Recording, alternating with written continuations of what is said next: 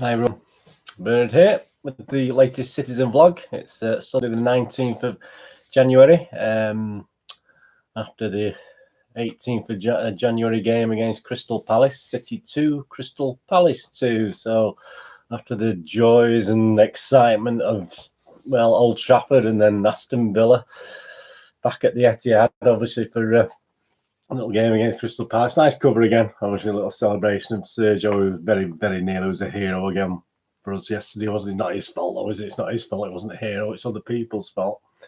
It's a great program, and it's a nice little thing. Nice little thing in the program. Actually, Kevin Cummins was showing some pictures of when back in 1976 at a Junior Blues thing, when you're actually allowed to touch the trophies. Now they're all, they're nailed down, aren't they? When you go and see the trophies these days, you can't move them. You have to sort of smile behind them. But obviously, in these days, you could go and get your picture took and images and lift the cup and kiss it and do whatever you wanted to it. And Kevin Cummins did notice. He noticed how many sort of lack of replica shirts there were, what people were wearing in the junior. Obviously, he just didn't. 76, it was, obviously they were quite few and far between. But that was a nice touch in the programme. And the other thing, have you seen the thumbnail? Obviously, we had a few of those knocking about in the South Stand yesterday. Yeah, I mean, it's an interesting sentiment, isn't it? And obviously, I think there's something a bit later on as well about our gentleman in the family stand who had his one-man sort of protest a couple of weeks ago that caused a bit of furore. Obviously, he had a similar thing, and I think, is it Don Grant? I think his name is. I think it's on when I do the Twitterverse after. There's a little bit on that anyway. Right, City versus Palace. No audio in the stadium. If you were there yesterday, there was no music, no audio. And it's funny, actually, again, Gary James tweeted, I think, obviously I was at the match, so don't have a connection while I'm at the game, and I wouldn't check my phone anyway. I'm too busy watching the match. But did say that it might help the atmosphere, but not really. Wasn't the greatest atmosphere. The singing section was pretty naff yesterday. Crystal Palace, I always find are pretty awful, to be honest with you. I know they have a reputation for being good at their home ground, Sellers Park, but their away support is pretty naff. It always has been at the Etihad, and again, they were pretty naff yesterday. I mean, obviously, their ultras obviously either can't afford it or perhaps they haven't got enough pocket money to come up north for these games, but no. Palace do have a good reputation at home, but they're really one of the poorest away supports I've found anyway over the last 2 or 3 seasons when they've been coming up. Anyway, so there's no audio in the stadium. The atmosphere was a bit flat. City started pretty well, didn't we? We picked an interesting team, didn't he? I mean, Edison, Cancelo, Stones, Fernandinho, Mendy, Gundogan, Silva, KDB, Sterling, Bernardo Aguero. I mean, I was a bit disappointed. To be honest with you, seeing Gundogan and Silva in there. I wanted to see the legs of Foden. We're playing and Sterling was back in. I didn't really want Sterling to play, to be honest with you. I've watched Crystal Palace quite a few times this season, and they're very, very negative. They don't score many goals, but they don't concede many either. And it's not the sort of game for Sterling. That was a shocking to put Sterling, who's been out of form. It's not the sort of game that Sterling can impress him, because obviously they put so many men behind the ball. There's no room for Sterling to do much. So I think that was a shocking decision by Pep. I mean, when you consider the form Mahrez has been in, and Mahrez at least can sort of jink and beat a player or two, can't he, create something? So I was very disappointed with the team lineup, to be honest with you. I know people say, "Oh, it's foresight," but at the end of the day, Pep's gone back to his standard stuff. He's sort of, that hasn't really been working many games. He's gone back to his old format. He's gone from his nice little tinkering he's been doing for the last couple of games, keeping other sides guessing, to a very basic team that's let us down a couple of times. Let's be honest about it. That sort of that formation and that sort of team has, more or less let us down in the past. So I would have liked to have seen definitely Foden and Mahrez in there, to be honest with you. So I wasn't overly impressed with the team.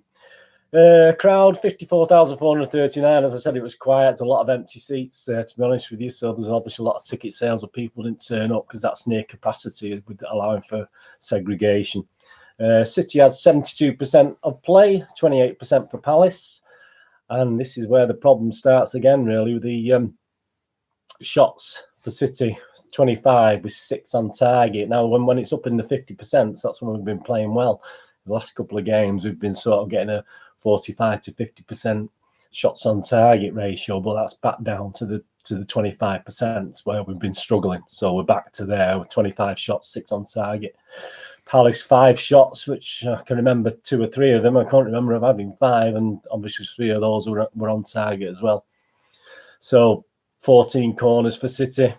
Pointless, absolutely pointless. I mean, I just watch every corner, and there's only Stones who's got any height, and I think Mendy and Cancelo, who not massive, but they seem to be, on our corners, they were sort of sat back. They didn't come up for the corners, I mean, I just so literally we had John Stones and 5 or 6 little dwarfs around him, City dwarfs around him. It's just, and so we didn't score from any of our 14 corners, which is no surprise.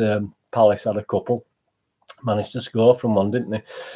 So that's the basic stats of the game. The good, the bad, and the ugly of the game. Well, he got an early warning after 10 minutes, a Gundogan special where he hit Rosehead with a shot. That was literally after 10 minutes, and that was to me thinking, this is going to be one of those days, unfortunately, where Gundogan can score some great goals, but the amount of times he just,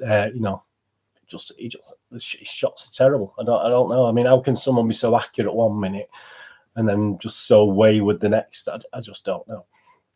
And then you had the 14 minutes KDB against the bar. Great free kick. Didn't look as though it was going into. I'm in the south stand. It didn't ever look as though it was going to go in.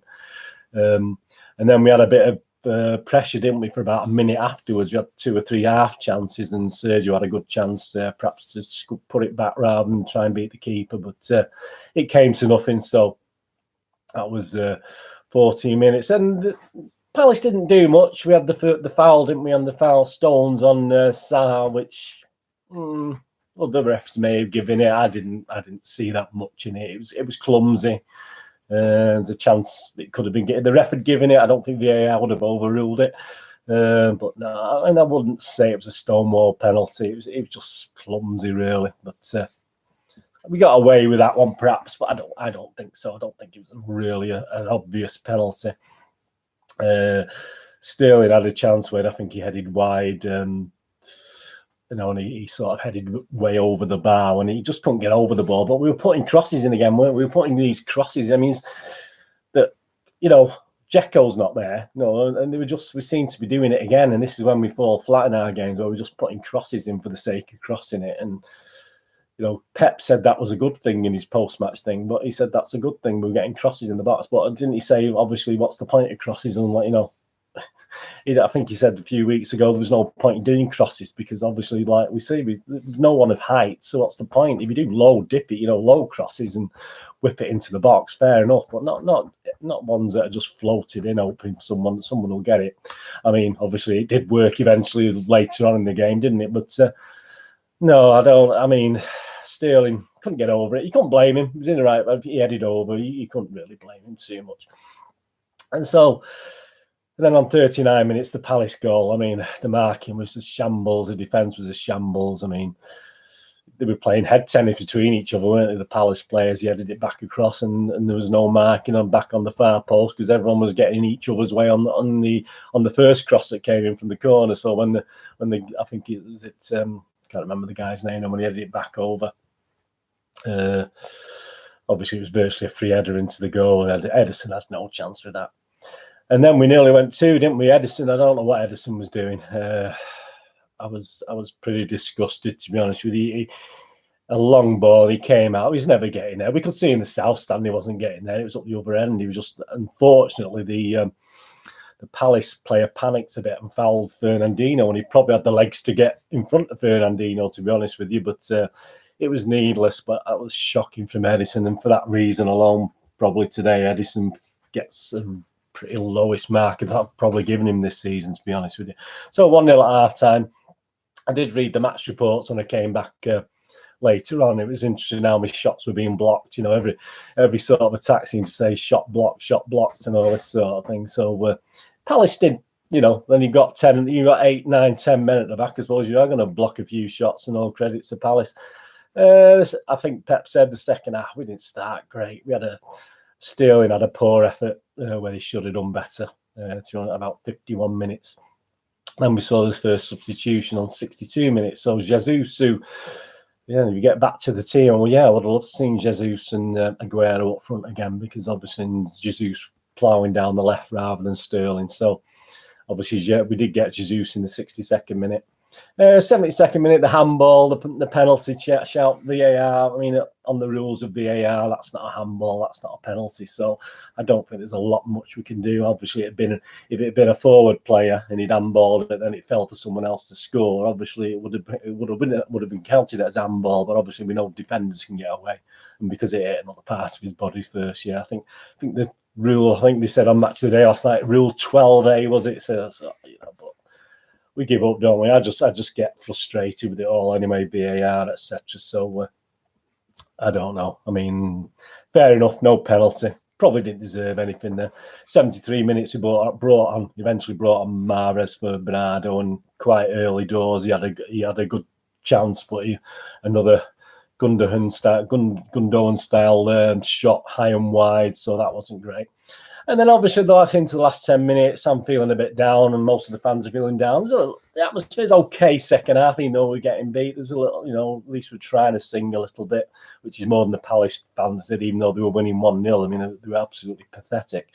So in 82 minutes, a great cross. I mean, great Jesus for the goal. I mean, back post, it eluded Palace players, etc. And cracking poacher's goal, wasn't it, at the back post? And that was obviously Sergio's 250th goal. And then obviously we got the second goal quite soon after, within about 5 minutes. And again, another great, this is a Mendy cross that actually whipped in and actually someone got a head to it. And what a superb header. He meant it, headed it down into the ground. The lanky goalkeeper had no chance of getting to it. He's obviously been wasting time most of the game and should have been booked, in my opinion, in the first half for wasting time. But it's funny actually. I thought he was going to book Edison near the end for wasting time. The referee, when he walked over, I thought, well, you've let the other guy get away with it. But great header by Sergio Aguero. So that was it. We're pretty happy, aren't we? 87 minutes, 2-1 up. I think Kevin De Bruyne had another chance. It just went over the bar quite soon after that. And let's face it, if this had been Liverpool and they'd escaped, they would have held out, aren't they? I think that's the difference this season. Between us and Liverpool. Liverpool would have held on to 2-1. We show so much naivety sometimes. For a team with so much experience in the team, I mean, we should have been finishing that game off. We should have been passing that ball around, and either at the back or in midfield or up front, we should have been passing it and killing the game off. I mean, it was ridiculous. I mean, there was it, 89 minutes, we brought Rodri on, obviously to try and stem the tide, and there wasn't really a tide until we created the tide. I mean, so Rodri came on to keep that clean sheet and keep the victory. But on 90 minutes, I don't know. I mean, I'm not going to go on Twitter and start showing all the anti-John Stones rhetoric there's on there, and obviously people sticking up for John Stones, people picking on John Stones. There's a lot of nastiness out there, but it's we lose as a team and we let goals in as a team. And yeah, John Stones perhaps could have done better, but there's so much before that happened, and so much, even when the ball came across and Fernandinho, I mean, I know he put it in his own net. If he'd not even, he doesn't know who's behind him, perhaps, I don't know, but do you put it in your own net or do you just let it go? Because I think Mendy would have been able to clear it if he'd let it go, but you can't blame Ferner, because you can't blame Fernandinho. It's just split-second instincts. Obviously, that other guy was sort of a big lad, wasn't he? And he had his work cut out anyway, as to try and cope with the lad behind him. But no, I mean, Stones perhaps could have done better. He could have been took out further up the field. I mean, you don't give Zaha 3 or 4 yards space anyway, which is what he got when he ran through. So that was disappointing. And yeah, he just left a bad taste in the mouth, because I don't think Palace got what they wanted. They came for a draw. They got a draw. We weren't clever enough. We weren't sophisticated enough to do anything about it. We had too many pointless crosses. We're allowing the opposition to score far too many goals, per shots. This is a problem we've had all season. The team looks small. We look small on corners. We look small defending corners. We look small when we're on attacking corners. The team looks small. We don't have any height in there, and we do look dodgy on it.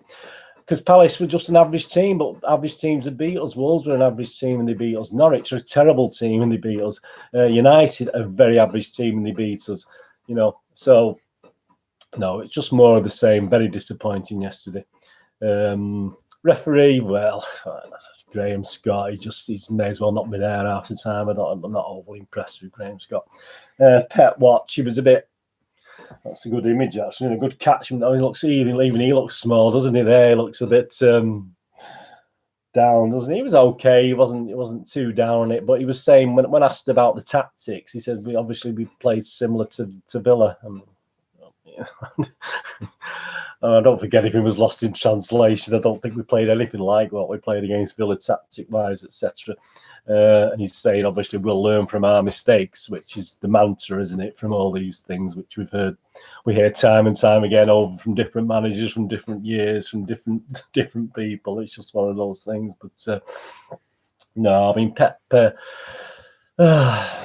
marks out of 10. Well, before I do the player ratings with Stuart, Brennan, Pep, I'd give him 5.5 yesterday. I mean, I was giving 9.5 last week, weren't we, against Villa? But I just thought it stemmed from the team he picked. He picked a team that he's picked similar ones all season. We've not done it against teams that are defending deep. So I just don't. We needed something a little bit quirky, didn't we? I honestly thought we needed Foden, Jesus, Aguero and Mahrez in that team. Obviously, we got Aguero, but we didn't get the other three, did we? But hey, there you go. Player ratings. Let's have a quick look at those on there. Stuart Brennan, and we probably agree on a lot of them, actually, which is a bit depressing, me agreeing with Stuart Brennan. But there you go. Edison, mad rush of blood almost cost Manchester City a goal in the first half. Has forgotten when to stay and when to go. He certainly has. Stuart, give him a 5. I give him a 5.5. Cancelo, good marking job on Zaha, but sloppy passing and a touch of theatrics let him down when he went on the front foot. Yeah, so he's giving Cancelo a 6. I give him a bog standard 6 as well. John Stones looked so good in possession and played some smart passes between the lines, but didn't deal with Zaha.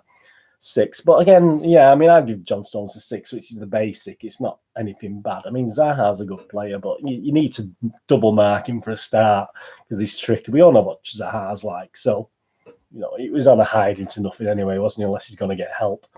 Fernandinho in cruise control for most of the game, but got in Stone's way to allow Cahill a free header for the goal. Yeah, it was Cahill on 2 headed it back. Own goal was unlucky, so he's give Fernandinho a 6. Yeah, I've been kind to Fern. I'll give him a 6 as well, which say is bog standard. Benjamin Mendy, Stuart says, worked up and down the left all afternoon, but his crosses kept foundering until he pulled out a beauty. So he's given 7 out of 10, mainly for that assist. Yeah, I'm going to agree with the 7 out of 10. I know I'm boring today, but I can't disagree with that.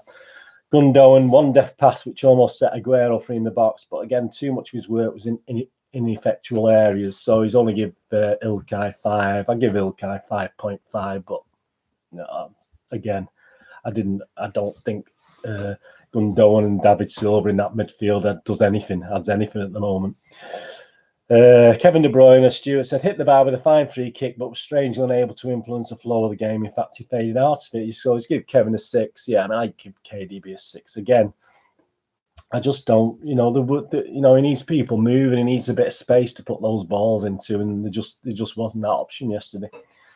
David Silva, neat as ever and found little pockets of space, but failed to utilise them to good effect. The brain not as sharp as usual. Yeah, I mean, David looked out of it. Stuart's given him a 5. I give David a 5.5. I don't like to give David less than a 6, but yeah, he just, again, ineffectual. He couldn't, again, but perhaps a role he was asked to play by Pep. I don't know. Bernardo saw the shot saved at point blank, but his usual brand of magic was left in the box and he was hauled off. So Stuart's given a 5. Bernardo, I give Bernardo a 5.5 again. Yes, he was below par. I have seen an improvement recently, but obviously he was like the rest of them. He was below par. Probably the only one to escape blame yesterday. Sergio Aguero. Stuart says no room in which to operate for most of the game, but show what he could do when given quality service. So Stuart's giving him 8 out of 10, and I've agreed with the 8. I mean, you can't say much more than that, can you? He's a legend, 251 goals now. So, yeah, I agree with 8. Is by way City's man of the match, by a long way, by a long shot. Ryan Sterling, one killing shot a yard wide was his only real threatening moment. badly needs to up his game again. And Stuart's giving him 5, Sterling. I'll agree with 5. He's my lowest mark of the day. I'll give Sterling a 5 as well. I think he was lucky to get 5, to be honest with you. The subs, Gabby Jesus did a great assist. So he's giving him 7. Yeah, I'll give him 7 for that reason alone. He didn't have much time to do much else, did he? Riyad Mahrez went for glory, obviously, as he would do, but he's given him a 5. I mean, I've given Mahrez a 6 because I would have liked to have seen him from the start, but hey, there you go. So wasn't over. There wasn't many people disagreeing with Stuart on the remarks. Obviously, Stone's getting a 6. Most people, I mean, even I give him a 6, but I don't know. I mean, I didn't want to give him any less than that, and but a lot of people did, and a lot of people have a lot of horrible things to say about Stone's efforts yesterday, which is quite disappointing. I mean, we get behind our players, don't we? So there's not much more to say, really. It's very disappointing, isn't it? Before we have a look at the Sheffield game that's coming up, another tough one. I'll just have a look at the Twitterverse, see what anything exciting on there. Yeah, there was a little bit raised about Harry Kane scores more important goals than Aguero. At AGS_AGS Blue 1, obviously he commented on this. It's so bitter that it's beyond parody. Not only does Aguero score the most important of goals, but what an example to choose in Kane. If he did, England would have reached a World Cup final and Spurs would have won a Champions League. So, yeah, I mean, absolutely pathetic. I mean, how people can say that, I do not know. Port Vale FC thank their fans for turning up the other night. 1,639 in attendance. So where did the rest of the 6,361 go? And obviously 200 of them were the away fans. So where did the 8,000 go that obviously came to the Etihad last week? But there you go. These people want to look at themselves, these fans, and ask themselves a few questions, really, before they pick on team. Like we get a lot of stick, don't we, unfairly. Paul Merson, Mike Devlin at Blue Wolf 1894. Paul Merson, I know Pep's record is great, but every player is 80 million, 90 million in every position. I haven't seen anybody at MCFC become much, much better. They were already great players. I don't even think we have to comment on that. That's one, Paul Merson, absolute, brain of a cabbage. I mean, absolutely unbelievable things.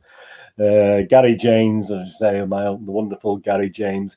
We was talking about the Viking call, obviously the best team in the land and all the world. I mean, everyone knows the Viking film. That's what it's from. And I remember he was talking about it somewhere. I remember, right, there was a great rendition of the Viking call stuck on C for ages. And he was on about a certain game, Oldham Athletic in 1989. And yeah, I mean, we actually, the first rendition of Viking call, I just commented to Gary, we actually heard it. I don't know if you remember, obviously not as old as me, but instead of singing words, just went, and that's what we did in the kip acts. I mean, we didn't have any words to it. We just did the airy tune. It's quite weird. It's quite funny, but obviously Gary James is remembering when we first started putting words to it and stuff like that. So, but the Viking chant was very interesting, wasn't it? Sky Sports News, obviously, referees in the Premier League have been advised to start using pitch side monitors from this weekend if the VAR recommends changing the decision on a red card. So why only red cards? I did notice it was actually used yesterday for the first time for a red card incident, and quite rightly it was given as a red card. I think it's a Norwich-Bournemouth game, wasn't it? But I don't know why just red cards. I mean, I have no idea what's going on with that at the moment. Obviously, that's signed a show before. I mean, why? I don't know. And before the match yesterday, this put me on a downer. I think before the game started, at Premier League, you can always rely on these guys to do good things for City. Pep Guardiola will be the 5th at Man City manager to take charge of a Premier League match on his birthday. None of the previous 4 have won. Cheers, Premier League. I mean, that's the, did you touch wood when you said that? Probably not. And of course, as I said before, at Grant D10, Don Grant, I feel so sad about what is happening to our great game.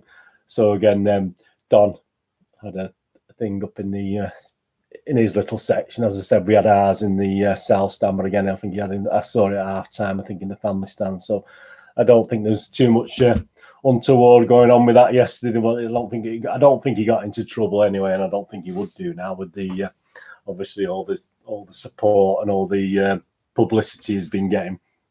Yeah, so as I said, there's a lot of Twitterverse I don't want to copy or talk about, which is very negative on yesterday and very down. I know I've been a little bit negative, but I'm not negative in the way. I'm just disappointed. Excuse me. I'm just disappointed now. We sort of seem to have progressed, and now we've gone back to. Someone was commenting about if Real Madrid were watching. I mean, they're pretty bang average, Real Madrid, but you can't say City aren't pretty bang average either. So it was just a disappointment after the way Pep's up things. Pep's improved stuff over the last couple of games. He's had to think, and he's been thinking on his feet and changing things around. And we just went back to the old thing that's failed again a few times this season, unfortunately, certainly at the Etihad. So it leads us really to Sheffield United, doesn't it, on Tuesday, where thankfully, in a good way, Sheffield United are quite a positive team. I don't think they're going to sit back and defend. I mean, it brought me back to memory this 11th of January 1985. That was my first trip to Bramhall. I said I don't get too many ways, unfortunately, now. I wish I could, but obviously financial-wise, I just can't do it. But that was my first trip, and when it was a cricket ground, obviously it was a cricket ground, unless you watch one of my other vlogs, there was a little piece on that and stuff. The lineup, obviously, there: Corrigan, Hammond, Donachie, Bell, Doyle, Oakes, Horswell, Mike Horswell. He was the makeup with Dennis Stuart, wasn't he? Royal, Marsh, Hartford, Stuart, Peter Barnes, the sub. He was a super sub for a while. If you watch any of my old vlogs when they show about Peter Barnes, he always seems to be the super sub for a long, long time. Yeah, it was a 1-1 draw, that one. Tommy Booth scoring, but it's great. I went in near the cricket pavilion, walked all the way around to obviously same end that they have now at the ground, but obviously it was like a 100-yard walk from the cricket pavilion to where we used to sit. And obviously you think back to 2008, don't you? The balloon gate, where the city balloons, and we ended up letting it go in because all the balloons were in the way. So not great times at Sheffield, and even to the day. This was a day later. But this is back in 1991, so nearly 30 years ago, and it was his Zenith Data Cup. We played Sheffield United and beat them to say Norwich before. Sheffield United 2-0 in front of about 5,000 at Bramhall Lane. So yeah, I mean, a few memories, obviously good and bad at Sheffield United, but. Our record isn't great, actually. I mean, well, it's okay. We've played 55 times at Bramhall Lane or Sheffield United. I think they've all been at Bramhall Lane. We've won 17, drawn 18, but we lost 20. So we're actually on the negative, and we've scored 83 goals and let 93 in. Sheffield are doing okay. They've actually I think they've got a slightly better away form than they have a home form. At home, they've won 5, drawn 2, lost 4. And they don't score a lot. They don't score many goals. They scored 13 goals in 11 games and let in 10 goals. But say they have to come back and do that for us. It's 7:30 p.m. kickoff. 7:30? have I gone back in time? 7:30 p.m. kickoff at Bramhall Lane on Tuesday. When's the last time we had a 7:30 p.m. kickoff? I haven't absolutely got a clue. Our biggest win was back in 1924-25 season, 5-0, and our biggest defeat was 8-3. 8-3 the following seasons. That just shows, doesn't it? We beat them 5-0 one season. The next year, this stuff was 8-3, so the teams mustn't have changed that much, but there you go. So I think we want to be positive, don't we? I think that we want to go back to our Villa game. We don't want this basic 4-3-3 that we did sort of yesterday, do we? I mean, I want to see Edison, Walker, Fernandinho, Otamendi. I'd put Otamendi back in alongside Ferner, to be honest with you. Or Garcia. What's happened to Garcia? He's not injured, is he? I think Taylor Howard-Bellis is injured, isn't he? I think Garcia, I'd see Garcia in there. But obviously Sheffield are quite big. They're quite a big team. So I would imagine he's going to put Otamendi in there. Mendy, I want to see Mendy again. Played well yesterday. Obviously Rodri in front as a defensive midfielder. Then a bit of an either or, actually. I want to see Foden, but again, he's playing a physical team, so he probably won't play Foden. So if he doesn't, they're going to put Gundogan in again. I don't know. Anyway, we've got to see KDB, haven't we? I want to see Bernardo start the game. Mahrez, I want to see start the game. And Aguero, but, play Aguero and Jesus again. You know, so forget Foden and obviously put Jesus alongside Aguero up front. Just please, Pep, please, just mix it up a little bit, make it a little bit, you know, get back to what you did, tinkering and messing about and making teams think. But it should be a good game. Should be a good game. I mean, Sheffield United, the seventh in the league. They're 17-2 to win the game, 4-1 the draw, and we're only 7-18 on. So our odds are getting worse as to win these games. So even the bookies are coming on to the fact that City aren't 2 out at the moment, which is such a shame, isn't it? So my prediction: 2-1 City win. But again, my heart's sort of saying, my head's saying, you know, we may struggle. But I'm hoping for 2-1, 3-1, 4-1. Who knows? But let's get this out of the system. This game yesterday against Palace out of our system. Let's go for it. Anyway, thank you for watching. Hope you enjoyed that. Obviously, I'll be back on Wednesday with a preview of the Fulham in the FA Cup 4th round. Yep, 4th round. Fulham in the FA Cup 4th round, and obviously a look back at the Sheffield United game on Tuesday night.